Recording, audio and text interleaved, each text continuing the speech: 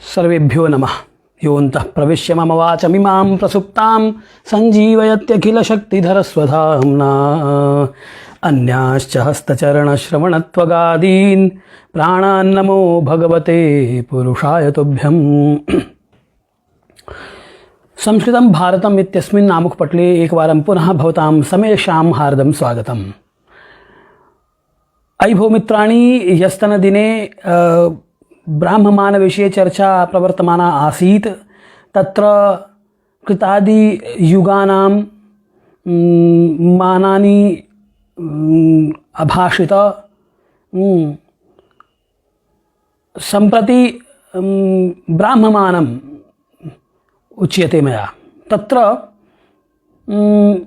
एकम् इदमासीत् यत् पश्यन्तु, ह्यस्तनदिने यत् अपाठि यदभाषि मया कि सत्युगं, त्रेतायुगं, द्वापरयुगं, कलियुगम् एतेषां चतुर्णां युगानां खलु समाहारः चतुर्युगं महायुगं वा कथ्यते। तस्य मानं कियद् वर्तते?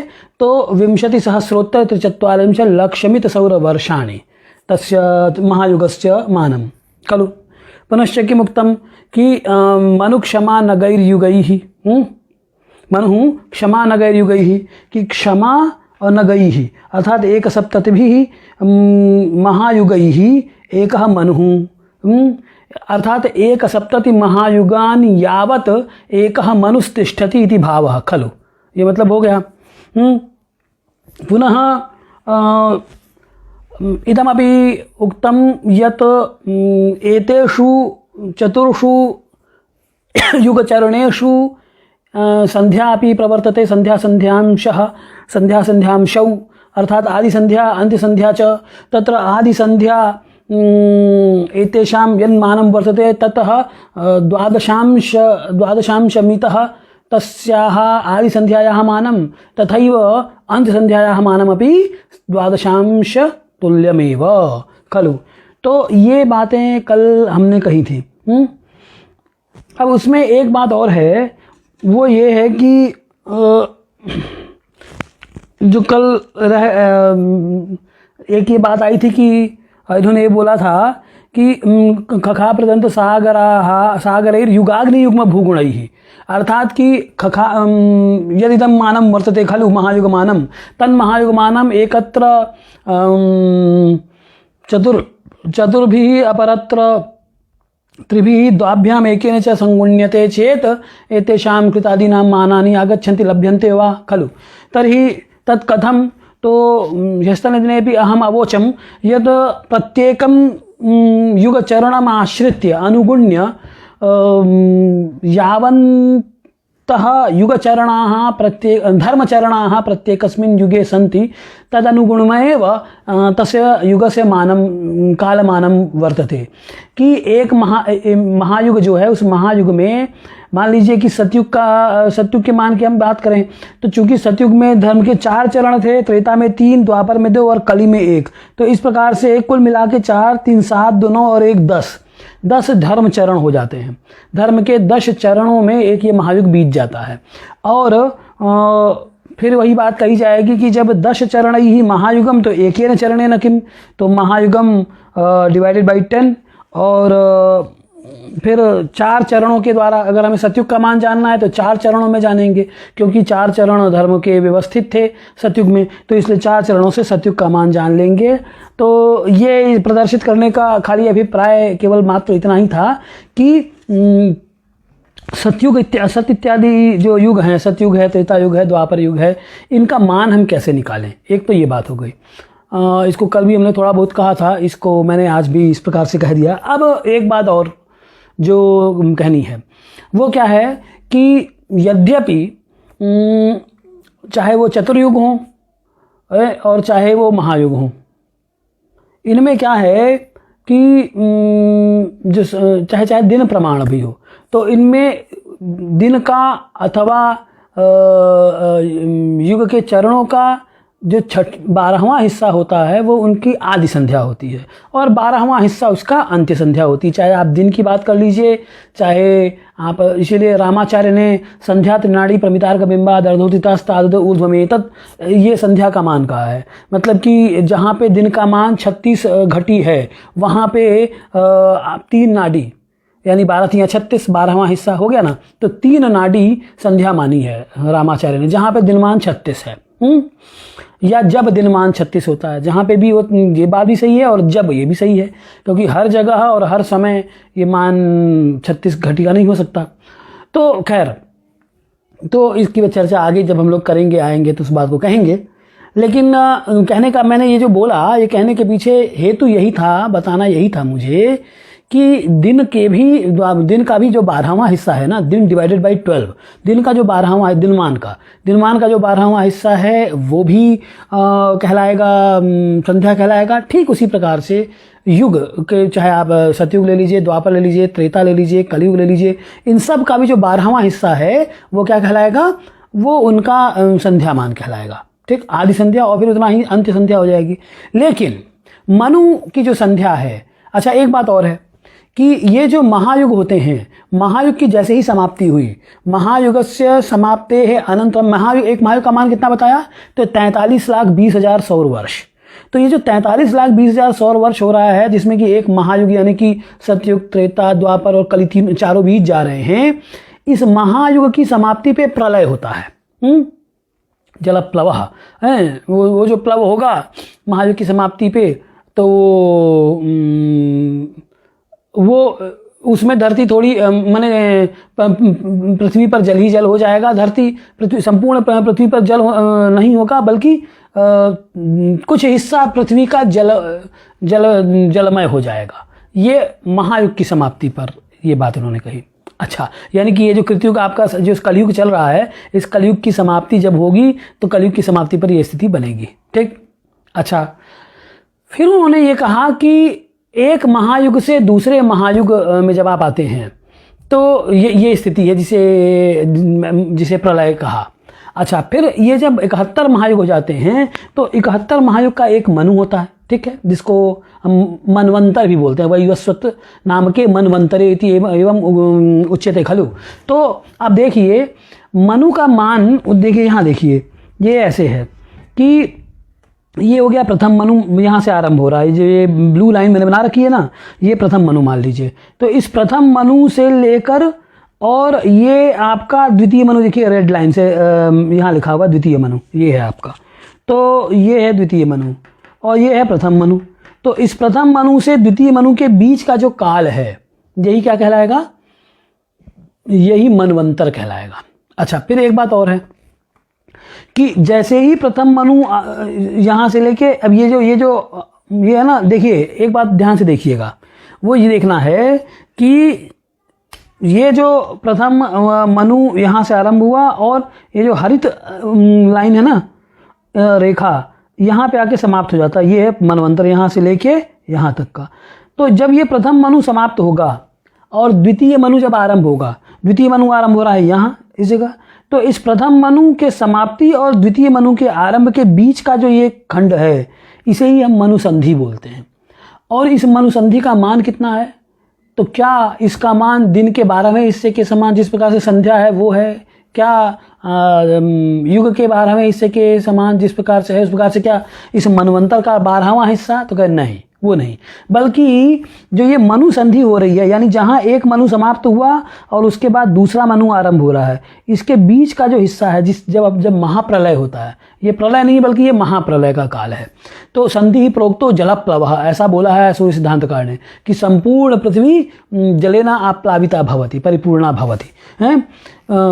एकस्य मनोः अवसानात् और द्वितीय मनोः आविर्भाव कालांतराय माणे काले। मतलब एक मनु जब समाप्त हुआ और दूसरा मनु जब आरंभ हुआ, तो उनके बीच का जो ये इंटरवल है, ये जो पीरियड है, इसे ही मनुसंधि बोला। और ये किसके बराबर होगा, तो ये जो मनुसंधि, देखिए मैंने कर रखा है, ये जो बीच का हिस्सा है ना, यहाँ से यहाँ तक का बीच का हिस्सा, ये मनुसंधि, फर्स्ट मनुसंधि है ये, क्योंकि फर्स्ट मनवंतर खत्म हुआ तो फर्स्ट मनुसंधि समाप्त हो गई। फिर ये सेकंड मनवंतर चल रहा है, यहाँ से द्वितीय मनवंतर यहाँ से आरंभ होगा, यहाँ तक रहेगा, और फिर उसके बाद द्वितीय मनवंतर जैसे ही समाप्त हुआ वैसे ही क्या होगा, एक संधि फिर हो जाएगी, जिसे मनुसंधि बोलेंगे आप। और ये जो मनुसंधि है, ये मनुसंधि भी फिर इसी, ये देखिए मैंने लिखा यहाँ पे सेकंड मनुसंधि, ये द्वितीय मनुसंधि हो गई। ये भी, इसमें भी ये भी महाप्रलय ले आती है द्वितीय। तो प्रत्येक मनु जहाँ समाप्त हो रहा है, एक मनु से दूसरे मनु के बीच का काल आप मनवंतर बोलते हैं। ये मनु, द्वितीय मनु यहाँ आरंभ हुआ और ये समाप्त हो गया द्वितीय मनु, और तृतीय मनु यहाँ से आरंभ हुआ। तो द्वितीय मनु का अवसान और तृतीय मनु का आविर्भाव, इन दोनों के बीच का जो पीरियड है यही संधि मनुसंधि कहलाएगा। और इसका मान कितना बोला, तो इसका मान बोला एक सतयुग के मान के बराबर बोला। इसका मान कितना का, मनुसंधि का मान एक सतयुग के बराबर है।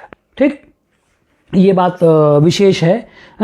ठीक इसी प्रकार से आगे भी आप करेंगे मनवंतर, जो तृतीय मनवंतर आएगा तो तृतीय मनवंतर जब आरंभ होगा, मनु आरंभ होगा, वहाँ से लेके यहाँ तक तृतीय मनु है, और फिर उसके बाद ये मनुसंधि, चतुर्थ मनु के आरंभ होने के पहले कि मनुसंधि आ गई।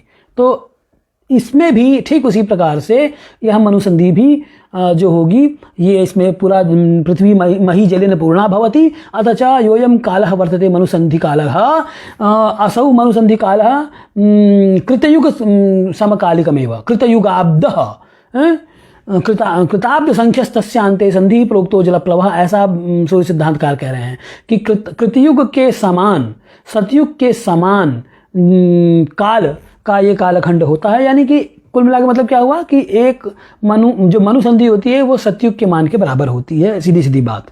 तो अब कहना ये है कि इस प्रकार से उन्होंने क्या बोला था कि मनु क्षमा न गई ही युगई ही, है कि मनु क्षमा न गई ही, ये तो हो गया। और युगेन्दु भिष्यतैर भवेत, युग और इंदु, तो युग हो गया 14 और इंदु हो गया 1, 4 और 1 तो हो गया 14। तो ये जो 14 मनु हैं युगेन्दु यानी चतुर्दश मनवः, इन 14 मनुओं को जब आप इन गुणा कर देंगे आप, किससे, एक मनु में कितने महायुग हुए, 71, 71, एकस्मिन् मनौ एक सप्तति महायुगाः सन्ति तर्हि चतुर्दश मनुषु, तर्हि चतुर्दश भी यदि संगुण्यते एक सप्तति तदा नवत्युत्तर 994 महायुग आते हैं। ठीक, अब इसमें जब हम ये जो मनुओं की संधियां भी तो बची हुई हैं, ये तो छोड़ दिया हमने, तो सिर्फ ये मनवंतर उठा लिया, ये मनुसंधियां छोड़ी हुई हैं, ये मनुसंधि है, ये मनुसंधि है, ये मनुसंधि है। और इस पर यानी कि तो एक मनवंतर, एक मनु, एक मनुसंधि, दूसरा मनु, दूसरी मनुसंधि, तीसरा मनु, तीसरी मनुसंधि, तो 14वां मनु, 14वीं मनुसंधि। तो इस प्रकार से 14 मनु और 14 मनु की संधियां। ठीक, लेकिन इतना ही नहीं है, बल्कि जब मनवंतर आरंभ होता है ना, उसके पहले भी एक संधि होती है, जो कि इसीलिए उसको क्या बोला, संधि पंचदशः स्मृतः। ऐसा सूर्य सिद्धांतकार कह रहे हैं कि यहाँ जब प्रथम मनु आरंभ हो रहा है ना, उसके पहले एक संधि हो जाती है। हाँ, ये 15वीं संधि है, जो आदि संधि है। तो इस प्रकार से 14 मनु और 15 मनु संधियां, ये मिला के ब्रह्मा का एक दिन या एक कल्प, जिसे हम 1000 महायुग का कहते हैं, वो होता है। तो जब आप 15 मनुसंधियों को काउंट करेंगे तो 15 मनुसंधि 15 कृतयुग के बराबर होगी। 15 कृतयुग यानी 15 सतयुग, 15 सतयुग में यानी कि सतयुग का जो मान है 17,28,000 सौर वर्ष, इसको 15 से गुणा कर देंगे आप तो 6 महायुग के बराबर हो जाएगा। तो ये और ऐड कर देंगे आप 994 में, इन 14 मनुओं में। तो 14 मनु के कालखंड में जब ये 15 मनुसंधियों के कालखंड को ऐड कर देंगे तो 1000 महायुग का एक आपका ब्राह्मदिन या कल्प हो जाएगा। इसी बात को ये आगे कहते हैं, क्या कहते हैं कि संधयस्योर मनूनाम कृताब्दैः समा, कि मनूनाम संधयः कृताब्दैः समाः भवन्ति। कृताब्दैः अर्थात कृतयुगे वर्षाणि यावन्ति सन्ति तावन्मिता मनुसन्धिः कृताब्दैः समा, कृताब्दैः कृत वर्षैः एकस्मिन् कृतयुगे यावन्ति सौरवर्षाणि तैः वर्षैः तुल्याः। उन वर्षों के बराबर होती हैं मनु की संधियां। ठीक, संधयः स्युः मनूनाम कृताब्दैः समा। और क्या कहते हैं, आदि मध्यावसानेषु तैर्मिश्रितैः। देख लीजिए इन्होंने क्या बोला, कहा कि आदि मध्य और अवसानेषु, आदि।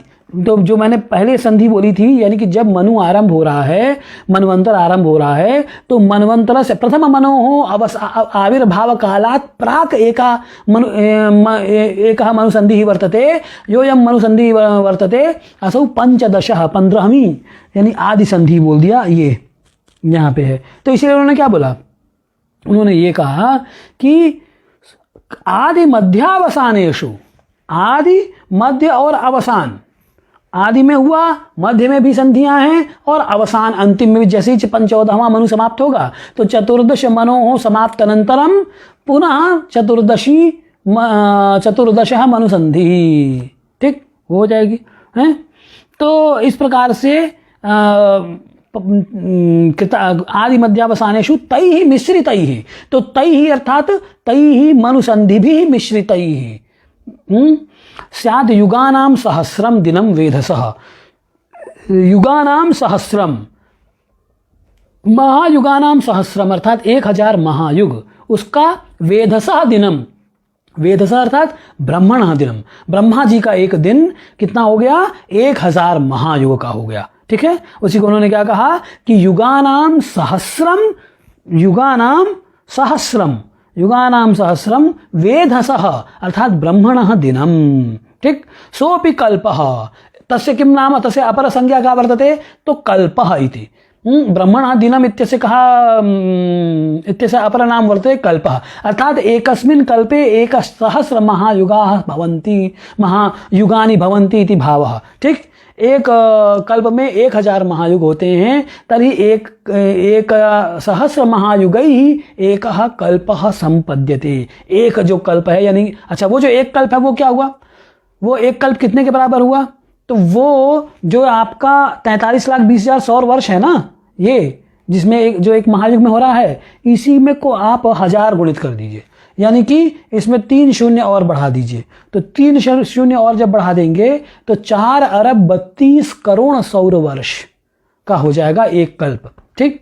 और जब ये कल्प हो जाएगा तो कब, फिर उसके बाद क्या कहा, भगवान गीता में क्या बोलते हैं, अव्यक्ताद् व्यक्तयः सर्वा प्रभवन्ते हरागमे रात्र्यागमे प्रलीयन्ते तत्रैव व्यक्त संज्ञके, ठीक। ये तो कह रहे हैं कि अव्यक्तात् व्यक्तयः सर्वाः प्रभवन्ति अहः आगमे, जब अह का यानी दिन का आगम होता है, दिन का किसके दिन का, ब्रह्मा जी के दिन का जब आगम होता है, तो ब्रह्मणः दिनागमे, ब्रह्मणः दिनं यदा प्रवर्तते तस्मिन् समये अव्यक्तात् व्यक्तयः सर्वाः प्रभवन्ति, सर्वाः अपि व्यक्तयः, सा संपूर्ण घटपट मकान दुकान जो कुछ भी संपूर्ण सांसारिक प्रपंच है यह प्रकृति है, ये सब का सब अव्यक्त से उत्पन्न होती है, कब, जब दिन का आरंभ होता है, किसके, ब्रह्मा जी के दिन का आरंभ होता है। इसी बात को गीता में क्या कहा, अव्यक्तात् व्यक्तयः सर्वाः प्रभवन्ति, सर्वाः व्यक्तयः अव्यक्तात् प्रभवन्ति, कदा, तो अहः आगमे, दिनागमे, ब्रह्मणः दिनं यदा प्रवर्तते तदा, ठीक। अव्यक्ताद् व्यक्तयः सर्वाः प्रभवन्ति हरागमे रात्र्यागमे प्रलीयन्ते तत्रैव व्यक्त संज्ञके, और जैसे ही ब्रह्मा जी की रात्रि आरंभ होती है, ये कल्प समाप्त हुआ 1000 महायुग का, ब्रह्मा जी की रात्रि आरंभ हो जाएगी, जैसे ही रात्र्यागमे प्रलीयन्ते, रात्र्यागमे अर्थात ब्रह्मणः रात्रि यदा प्रवर्तमाना भवति तस्मिन् समये सर्वाः अपि व्यक्तयः तस्मिन्नेव अव्यक्ते प्रलीयन्ते, उसी अव्यक्त में लीन हो जाते हैं, जिससे निकले, जिस अव्यक्त से उसी अव्यक्त में लीन हो गए। निकले कब, जब कल्प आरंभ हुआ, दिन कल्प जब आरंभ हुआ तुम निकले, और जैसे ही दिन कल्प समाप्त हुआ सब लीन। तो अब इसे महाप्रलय भी नहीं कह सकते ये तो महाप्रलय तो तब हुआ ना, महाप्रलय की सत्ता तो का मतलब तो हुआ कि सर्वत्र जलौघः वर्तते, परंतु इदम यद वर्तते अयम आत्यंतिकः लयः, ये सब कुछ लीन हो गया है, अब सब, अब सिर्फ अव्यक्त परब्रह्म ही अवशेष है, बाकी कुछ भी नहीं है। तो यह जो स्थिति है ये कल्प के समय होगी, ठीक। तो चतुर्धा लय की बात करते हैं ना, 4 प्रकार के लय, भागवत में भी आया 4 प्रकार के लय।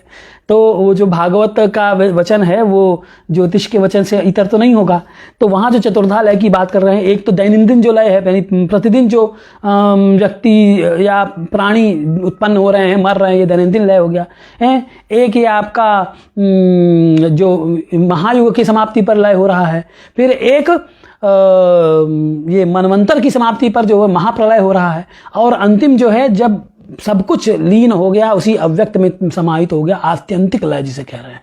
ठीक, तो इस प्रकार से तो इसी को उन्होंने कहा, क्या कहा कि स्याद्युगानां सहस्रम दिनम वेधसः सोपि कल्पः द्युरात्रं तु कल्पद्वयम् अतः ब्रह्मणः अहोरात्रं द्युरात्रं कल्पद्वयात्मिकं वर्तते। 2 कल्पों का, तो 1 कल्प यानी 4 अरब 32 करोड़ सौर वर्ष, 2 कल्प यानी 8 अरब 64 करोड़ सौर वर्ष, यानी 8 अरब 64 करोड़ वर्षों का ब्रह्मा जी का सिर्फ 1 दिन होता है, 24 घंटे होते हैं ब्रह्मा जी के।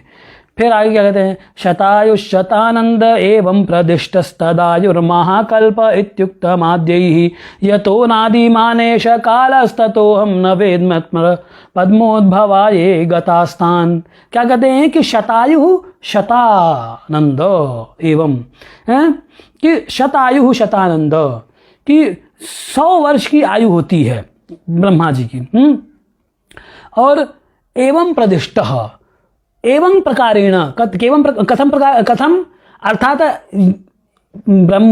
कल्पद्वयात्मकं तु ब्रह्मणः एकं दिनम् अनेन दिन प्रमाणेन यदा 6,300 दिनानि भवन्ति चेत् ब्रह्मणः एकं वर्षं, यानी कि ब्रह्मा जी का 1 वर्ष कितना हो गया, तो 2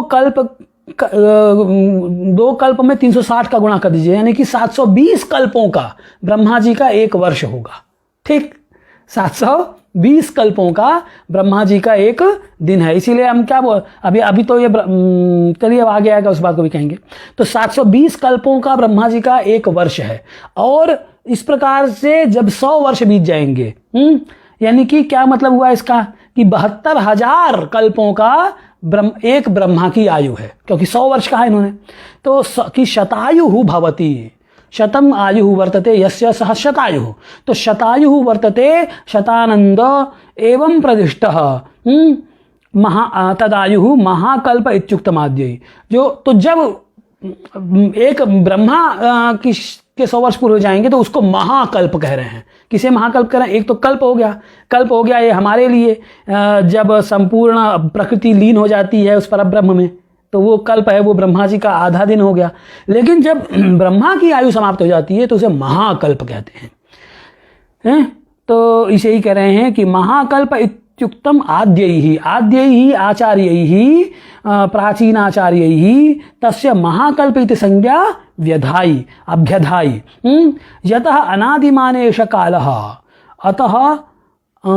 ततः अहम न वेद्मि अत्र पद्म भवा ये गतास्तान। तो अब किसी ने पूछा कि ओहो एवं वर्तते नाम ब्रह्मणः आयु निर्धारितं वर्तते चेत शतायु यदि ब्रह्मा तर्हि पुनः भवान् वदति कि यदा एकस्य ब्रह्मणः अवसानः भवति तदा अपरः ब्रह्मा आगच्छति, यतो हि शतायुः एव खलु ब्रह्मा, तर्हि अस्यां स्थितौ कियन्तः ब्रह्माणः गताः एतावता। अभी तक में कितने ब्रह्मा बीत चुके हैं, कितने ब्रह्मा का काल समाप्त हो चुका है, अभी ये जो प्रश्न है। तो इन्होंने ये कहा, भास्कराचार्य कहते हैं कि देखिए कितने ब्रह्मा बीत गए ये तो मैं नहीं जानता। क्यों?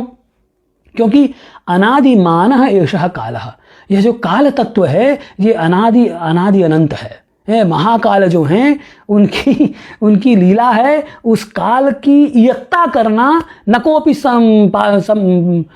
शक्यः पारयितुं तद् इयत्तां कर्तुं न कोपि शक्यः। तो चूंकि काल की इयत्ता करना, काल का परिमाण जानना संभव नहीं है, इसलिए उन्होंने कहा कि अनादिमानः एषः कालः। अनादिमानः अस्य आदिर न विद्यते यस्य असौ अनादि खलु। तो अनादिमानः कालः, अनादिमानं यस्य असौ अनादिमानः, जिसका अनादिमान है। तो ऐसा काल होने के कारण अहम न वेद्मि, न मया ज्ञातुं शक्यते, न हम जानामि यत् कियन्तः पद्मोद्भवाः गताः, ये गताः पद्मोद्भवाः तान्, ये गताः पद्मोद्भवाः तान् गतान् पद्मोद्भवान् अहं न वेद्मि यतो हि कालस्तु अनादिः। अतः तस्य विषये अहं कथं वक्तुं शक्नुयां यत् कियन्तः ब्रह्माणः अतीताः इति अस्मिन् विषये मम ज्ञानं नास्ति इति एवं वदति भास्कराचार्यः। क्या कहते हैं देखिए, तो निजे नैव विष्णु पुराणे की मुच्यते, विष्णु पुराण के वचन को कोट करते हैं कि निजे नैव तुमानेन आयुर्वर्ष शतम स्मृतम तत्पराख्यम तदर्धम तो परार्धम अभिधीयते। ये विष्णु पुराण के वचन को कोट किया, क्या कि निजे नैव तुमानेन स्वदिन मानेन तस्य दिनमानम कियत् वर्तते कल्पद्वयात्मकम, 2 कल्प का उनका एक दिन हो गया। तो कह रहे हैं निजे नैव तुमानेन कि उस प्रकार का जो दिन प्रमाण है जो कि 2 कल्पों का होता है, उसते न मानेन आयु वर्ष शतम स्मृतम ब्रह्मणः आयु वर्ष शतम वर्तते, 100 वर्ष ब्रह्मा जी की आयु है। तत्पराख्यम, और उस जो ब्रह्मा जी की आयु है उसका क्या नाम है, तो उसको कहते हैं पर। उसकी क्या संज्ञा दी ब्रह्मा के आयु की? पर संज्ञा दी। पराख्यम तत् आयु ब्रह्मण आयु पर इति संज्ञया अभिधीयते, उसका परह है ये उसकी संज्ञा हो गई। और जो उसका आधा है उसको परार्ध कहते हैं, ठीक। इसलिए ब्रह्मणः परार्धे है। इसलिए एक और मुझे प्रसंग याद आ रहा है, फेसबुक पे ही किसी बड़े विद्वान ने लिखा कि भाई द्वितीय परार्धे आप क्यों बोलते हैं, द्वितीय परार्धे नहीं बोलना चाहिए, लेकिन ये गलत है, ये ऐसी बात नहीं है। पर शब्द से ब्रह्मा की आयु को बता रहे हैं और उसमें प्रथम परार्ध बीत चुका है, अब ये द्वितीय परार्ध चल रहा है। प्रथम परार्ध बीत चुका मतलब कि ब्रह्मा जी के 50 वर्ष बीत चुके हैं। ब्रह्मणः द्वितीय परार्धे ऐसा बोलते हैं ना हम लोग, तो ये द्वितीय परार्ध ब्रह्मा जी का चल रहा है, मतलब कि ब्रह्मा जी के 50 वर्ष बीत चुके हैं। 50 वर्ष, 50वां, अभी 51वां वर्ष आरंभ हुआ है, ये 51वां वर्ष चल रहा है, क्योंकि ये जो कल्प आरंभ हुआ ना भाई, अभी तो ये जब 2 कल्प होंगे हमारा जन्मदिन कब तक होता है? हमारा जन्मदिन, जैसे कि आज अगर जन्मदिन है तो सूर्योदय से लेके, अगर आप ग्रेगोरियन कैलेंडर फॉलो करते हैं, मतलब कि अर्धरात्रि से मानते हैं, अब आजकल तो फैशन चला है अर्धरात्रि से मानने का, तो अर्धरात्रि से जब आप मानते हैं तो क्या होता है? अच्छा, एक बात और है, जो ये अर्धरात्रि वाला सिस्टम है, ऐसा नहीं है कि ये पाश्चात्यों का ही है, ये प्राच्य ज्योतिष में भी आपको अर्धरात्रि से दिन की प्रवृत्ति मिल रही है। वार प्रवृत्ति प्रागदेशिक क्षपार्धे भेदिके सती, अर्धरात्रि से वार की प्रवृत्ति की का चलन लंका देशीय है ही और प्राच्य काल में मिलता है। तो खैर वो एक अलग विषय है। मेरा ये कहना है कि जब आपका डेट ऑफ बर्थ होता है जिस दिन, उस दिन जैसे ही अर्धरात्रि में दिन लग गया, मान लीजिए आज कल है किसी, या कल है किसी का, आज कितनी तारीख है? आज 27 है ना, 28 29 28 होगी मुझे सॉरी माफ़ कीजिएगा, मुझे डेट नहीं याद आ रही है। तो मान लीजिए कि 28 तारीख है, तो अभी 28 चल रही है, 29 तारीख को मान लीजिए 29 नवंबर को किसी का बर्थडे होता है, तो 29 नवंबर रात में 12 बजते ही 28 नवंबर की रात में वो का डेट ऑफ बर्थ स्टार्ट हो जाएगा और वो सेलिब्रेशन चलेगा, and that celebration will continue till the completion of this day. मतलब कि जब तक ये 29 तारीख चलेगी, यानी कि 29 की रात तक, तब तक आपका बर्थडे, आप कहते हैं ना 24 घंटे का आपका डेट ऑफ बर्थ होता है, बर्थडे होता है, ये आप जन्मदिन जिसे हम कहते हैं। तो ब्रह्मा जी का जन्मदिन कितना होगा भाई? ब्रह्मा जी का जन्म भी तो 24 घंटे का होगा ना। तो ब्रह्मा जी का 24 घंटे मतलब कितना? ब्रह्मा जी का 24 घंटे मतलब 2 कल्प। तो अभी तो एक कल्प पहला चल ही रहा है जिसमें हम लोग हैं, और दूसरा कल्प उनका रात्रि देखने के लिए हम लोग रहेंगे नहीं। क्यों? क्योंकि सर्वाहा व्यक्तयः अव्यक्ते लीयन्ते, सभी व्यक्त जो है वो अव्यक्त में लीन हो जाएगा, तो फिर ब्रह्मा जी रहेंगे अपना बर्थडे मनाने के लिए। तो अभी ये ब्रह्मा जी का दिन चल रहा है और जन्मदिन चल रहा है। 50 वर्ष बीत चुके हैं, 51वां वर्ष परार्धम अभिधीयते तदर्धम तत्पराख्यम तदर्धम तु, उनका जो पूरा जो आयु है वो पर बोला है और उसके आधे को परार्ध बोला है। तो वर्तमान में द्वितीय परार्ध आरंभ हुआ है। यह जो कल्प है ये ब्रह्मा जी के 51वें वर्ष का पहला दिन है, ये मेरे कहने का मतलब है। तो 51वें वर्ष का पहला दिन, अब मेरे अगर 51वें वर्ष का पहला दिन हो तो क्या होगा? तो वो मेरा जन्मदिन कहलाएगा ना। तो ये कल्प पूरे ब्रह्मा जी का डेट ऑफ बर्थ मनाने में ही बीतेगा है। तो ये मैं कहना चाह रहा हूँ। तो तत्यंतः ते गताः इत्याशंकायाम आह यतो नादिमानः इत्यादि, यतः कालः अनादिमान अतः ये गताः स्थान न वेद्मि। अब चूंकि कालः अनादिमान वर्तते, कालस्य यत्तां कर्तुं न कोऽपि पारयेत् यतो हि अनादित्वम् अस्य कालस्य अस्यां स्थितौ कि यन्तः पद्मोद्भवाः वेधसः गताः इत्यस्मिन् विषये न अहं वक्तुं शक्नुयाम् इति भावः। ठीक, ये कहना चाह रहे हैं भास्कराचार्य। अच्छा, अब आगे देख लीजिए। तथा वर्तमानस्य कस्यायुषोर्धं गतं सार्धवर्षाष्टकं केचिदूचुः भवत्वागमः कोऽपि नास्योपयोगः ग्रहा वर्तमानाद्युयातात् प्रसाद्याः। हैं ये आगे की अंतिम लाइन करके तो अंतिम चरण तो सब समाप्त ही कर डाले। देखिए क्या बोल रहे हैं कि तथा वर्तमानस्य कस्य आयुषः अर्धम गतम।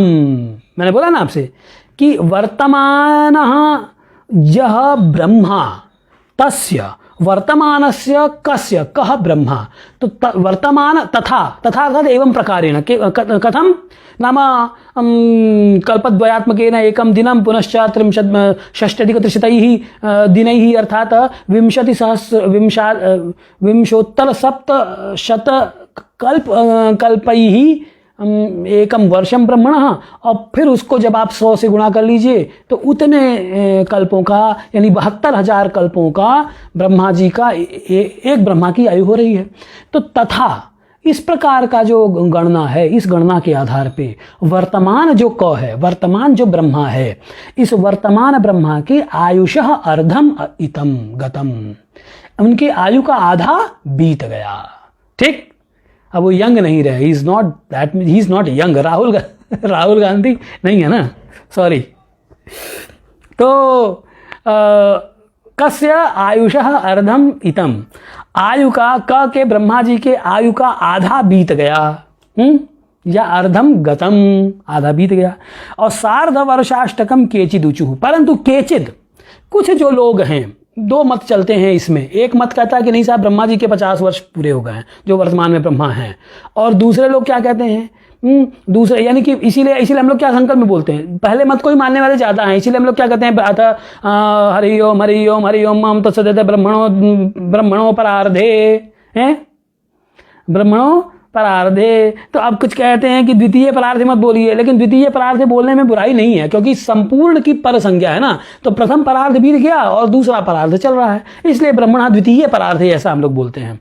तो ब्रह्मणा द्वितीय परार्ध का क्या मतलब हुआ, इसका मतलब ये हो गया कि उनके 50 वर्ष बीत गए। इस मत को मान रहे वाले लोग अधिक हैं। ठीक, तो तथा वर्तमानस्य कस्य आयुषः अर्धम गतम, और केचित किम ऊचुः, केचित किम अकथयन यत सार्धवर्षाष्टकम, 8.5 वर्ष, सार्धवर्ष अष्टकम, 8 वर्ष और उसमें अर्धेन सहितम वर्षाष्टकम, यानी कि 8.5 वर्ष उनके बीते हैं। 9वां वर्ष चल रहा है ब्रह्मा जी का, हैं तो 9वां वर्ष चल रहा है, उस हिसाब से तो ब्रह्मा जी अभी बहुत जवान है, बच्चे ही हैं, एडोलसेंट हैं इनके दूसरे मत के हिसाब से। तो भवत्वागमः, लेकिन फिर भास्कराचार्य ने कहा कि आगमः भवतु नाम, आगमः किसी आगम में कोई मत है, किसी आगम में कोई मत है, भवतु नाम है। तो भवतु आगमः कोपि नास्योपयोगः, अस्य उपयोगः न कोपि, इसका कोई उपयोग नहीं है कि ब्रह्मा जी के 8.5 वर्ष बीते आकि 50 वर्ष बीते। क्यों? क्योंकि ग्रहाः वर्तमानात् द्युयातात् प्रसाद्याः, क्योंकि ग्रहों का जो साधन हम करेंगे वो तो वर्तमान दिन से करेंगे ना, उनका जो एक कल्प चल रहा है उसी से करेंगे ना। क्यों? क्योंकि भाई पिछले कल्प में तो सब कुछ स्वाहा है, सब कुछ भगवद अर्पण हो गया, ब्रह्मार्पणमस्तु हो गया। तो जब ब्रह्मार्पणमस्तु हो गया यानी सब कुछ, सारा व्यक्त प्रकृति उसी में लीन हो गई, तो फिर ग्रह कहाँ बचते हैं उस गणना करने के लिए। फिर जब दिन का आरंभ होगा फिर सभी के सभी सृष्टि उसी प्रकार धाता यथा पूर्वमकल्पयत् का आएगा, और धाता यथा पूर्वमकल्पयत् के आते ही फिर उसी प्रकार से तदेव गगनम सैव धरा फिर आरंभ हो जाएगा, फिर सारे ग्रह उसी प्रकार से आ जाएंगे। तो कहने का मतलब ये है कि जो दिन कल्प, जो वर्तमान कल्प चल रहा है, जिसे हम दिन भी बोल, इसीलिए उसको उन्होंने दिन बोला कि वर्तमानात द्यू अर्थात दिनम। तो वर्तमान दिन से, वर्तमान जो कल्प चल रहा है उस कल्प से हमको तो ग्रहों का साधन करना है। कल्प के आरंभ से लेके आज तक ग्रह कितना गति कर चुका, मुझे ये जानना है। इसलिए इस आगम का प्रयोग नहीं है, उपयोग नहीं है कि वो 8.5 वर्ष के हुए Brahma ji, weather he is adolescent और he is a mature person. इसकी कोई आवश्यकता नहीं सुषेण बहुत चर्चा करने की। ठीक, तथा तो इसी को टीका में कह रहे हैं, तथा वर्तमानस्य ब्रह्मण आयु कालस्य किम गतम इति न वेदमि अहम न जानामि। तत्र केचिद आचार्य आयुषः अर्धम गतम केचिद सार्धवर्षाष्टकम गतम इति उच्युः। कुछ ये कहते हैं कि आधा बीत गया, कुछ सार्धवर्षाष्टक कहते हैं। तत्र आगमः प्रमाणम, उसमें तो आगम ही प्रमाण है, आगम जाने, आगम के विद्वान जाने। यह आगम द्वैविध्ये कहा प्रमाणम इत्यत्र अस्माकम न आग्रह। कह रहे हैं कि इसमें मेरा आग्रह नहीं है कि कहा कस्य आगमस्य प्रमाणमेव स्वीकरणीयम। किम सार्धवर्षाष्टकम सार्ध अष्टवर्षीयः ब्रह्मा इति एवं स्वीकरणीयम अथवा 50 वर्षीयः ब्रह्मा इति, तत्र मम आग्रहः नास्ति यत्किमपि स्यात् नाम। यतो हि अस्य गतैः वर्षैः मासैः दिनैः अपि प्रयोजनाभावः। क्योंकि इससे जो ब्रह्मा जी के मास, यहाँ तक कि ब्रह्मा जी का जो मास बीता, उनके वर्ष बीता, आप उनकी आयु को तो छोड़ ही दीजिए, और कितने ब्रह्मा बीते तो फिर विचित्र ही बात हो गई। लेकिन यहाँ तक कि ब्रह्मा के मास का भी प्रयोजन नहीं कि ब्रह्मा के कितने महीने बीत गए, क्योंकि भाई दिन आरंभ होते ही फिर नई रात गई, बात गई, फिर नई सृष्टि, फिर नया सब कुछ, तो फिर हमको उसकी चर्चा करने की आवश्यकता नहीं है। ठीक, यत सृष्टिरेषां दिनादौ दिनान्ते लयस्तेषु सत्स्वेव तच्चार चिंता अतो युज्यते कुर्वते तां पुनर्येऽप्यसत्सेषु तेभ्यो महद्भ्यो नमोस्तु। क्या बोल दिए? कह रहे हैं कि यतः सृष्टि एषां दिनादौ, एषां एषां अर्थात प्रकृतिस्थ समेषां पदार्थानां भूतानां खलु। तो जो ये भूत हैं, पांच भौतिक, यह जो सृष्टि है, यह सृष्टि कब आरंभ होती है? दिनादौ। यतः सृष्टि ही एषाम दिनादौ, दिन के आरंभ में यह सृष्टि आरंभ होती है, प्रवृत्त होती है। और दिनांते लयः, और दिन का अंत होते ही लय हो जाएगी। तेषु सत्स्वेव तच्चार, तो एवं सती पुनः तच्चार चिंता, उसका कितना समय बीत गया उसकी चिंता, उसकी चिंता करके हम क्या करेंगे? अतः युज्यते कुर्वते ताम पुनः ये असत्स्वेषु तेभ्यो महद्भ्यो नमस्तु। ऐसे महापुरुषों को मेरा बड़ा प्रणाम है जो ब्रह्मा जी के दिनों और उनके मासों और ब्रह्मा जी के वर्षों और कितने ब्रह्मा जी बीत गए, इन सब का हिसाब किताब लगा के बैठे हैं। ऐसे महापुरुषों को मेरा प्रणाम है। यह व्यंग, यह काकू कर रहे हैं भास्कराचार्य ऐसे लोगों पर जो इसमें माथा फोड़ी कर रहे हैं कि ब्रह्मा जी के इतने दिन बीत गए, तो नहीं साहब ब्रह्मा जी के इतने ब्रह्मा बीत गए, ये इसकी आवश्यकता नहीं है। अतः युज्यते कुर्वते, इसलिए जो लोग योग कर रहे हैं, ताम पुनः ये अपि असत्स्वेषु, किस भाई जब चीज विद्यमान ही नहीं है, रात में अविद्यमान है, फिर अगले दिन नई सृष्टि होनी है, तो अविद्यमान के बारे में इतनी माथाफोड़ी करने की क्या आवश्यकता है? अब मैं इस जीवन में क्या कर रहा हूं, इस पे माथाफोड़ी करूं, इसके विषय में चिंतन करूं, आकि मेरे पिछले गत जन्मों में मैंने क्या किया उसका चिंतन करूं, हैं क्या किया, ये जानना तो एक इंटरेस्टिंग होता है, सभी जानना चाहते हैं, और कर्म विभाग संहिता इसके लिए है। लेकिन उसको जानने के करके बाद भी करना तो इसी जन्म में पड़ेगा, इसलिए चिंता तो हमको वर्तमान की करनी है। ये वर्तमान की चिंता करने की बात भास्कराचार्य इससे कह रहे हैं। ठीक, ये ध्वनित हो रहा है। तो कहते हैं कि यतः येषां ग्रहाणां दिनादौ सृष्टि दिनांते लयः, इन ग्रहों का दिनादि में सृष्टि होती है और दिनांत में लय हो जाता है। यदि महाकल्पकतात् ग्रहाः साध्यन्ते, महाकल्पः नाम यदा ब्रह्मणः आयु समाप्यते, तो ब्रह्मा के आयु जब समाप्त हो जाएगी उसे महाकल्प कह रहे हैं। तो उस महाकल्पकतात् ग्रहाः साध्यन्ते कि महाकल्प जब से लगा हुआ है, तब से लेके अगर हम ग्रहों की गणना करते हैं, तर्हि यावन्त्यः अस्य विभावर्यो गताः तासु ग्रहा भाव एव। अब देखिए, यही जो मैंने बोला आपसे कि इस महाकल्प में, यानी कि जब से ब्रह्मा जी जन्म लिए, ये वाले ब्रह्मा जी, वर्तमान ब्रह्मा जी जन्म लिए, तो वर्तमान ब्रह्मा जी पहले तो ये तय करेंगे हम कि 8.5 वर्ष बीते कि 50 वर्ष बीते, पहले तो ये झगड़ा निपटाएं। जब ये झगड़ा निपटे बड़ी मुश्किल से, तब फिर हम मान लीजिए हम 8.5 वर्ष से ले लेते हैं। तो इन 8.5 वर्षों में ग्रह कितना गति किया है, फिर हम इसका ज्ञान करेंगे। ठीक, लेकिन सवाल ये है, वहां प्रश्न उन्होंने ये कहा, इन 8.5 वर्षों में जो रातें बीती हैं, 4.25 वर्ष, उनका क्या, क्योंकि उसमें तो ग्रह का लोप हो गया, वो तो अव्यक्त में चली गई। तो जब वो बार बार अव्यक्त में चली जा रही तो फिर अब क्या करेंगे आप। तो ऐसी विभावर्य, कहा, यही कहा उन्होंने, तर्हि यावन्त्यः अस्य विभावर्यो गताः तासु ग्रहा भाव एव, उनमें तो ग्रहों का अभाव ही है। अतः विद्यमानेषु एव ग्रहेषु तच्चार चिंता कर्तुम युज्यते, इसलिए विद्यमान जो है ना दिन, इसी विद्यमान दिन में जो, इस दिन में जो विद्यमान ग्रह हैं उन्हीं की हम चिंता, उनके चार की, उनके गति की, संचार की चिंता करना उचित है। तेभ्यो महतेभ्यो महद्भ्यो नमो, हाँ ये तो हो गया। तो उन्होंने यही कहा कि भाई जब अविद्यमान हैं, अविद्यमानों में, अविद्यमानेषु तेषु महाकल्पगताद् वर्तमानाः कृताः तान् प्रति, कि जब अविद्यमान चीज़ों की फिर गणना करने वाले, भाई विभावरी में रात्रि में तो अविद्यमान हो गई चीज़, फिर भी उसकी आप गणना किए चले जा रहे हैं, तो इसलिए आप महान हैं, आपके जितना महान मैं हूँ नहीं, ये बात भास्कराचार्य कह रहे हैं। तो आज इतना ही रहने देते हैं। क्षेपक भी हो गया। कल वर्तमान दिन की गणना हम आरंभ करेंगे। तो फिर जो सूर्य सिद्धांत पढ़ना चाहते हैं, आज हम सूर्य सिद्धांत पर चर्चा करेंगे, वो मेरे फेसबुक पेज से, चाहे संस्कृत शौर्यम से, उसका भी अध्ययन कर सकते हैं। इन्हीं शब्दों के साथ मैं अपनी वाणी को विराम देता हूँ। जयतु संस्कृतम, जयतु भारतम, जयतु ज्योतिषम।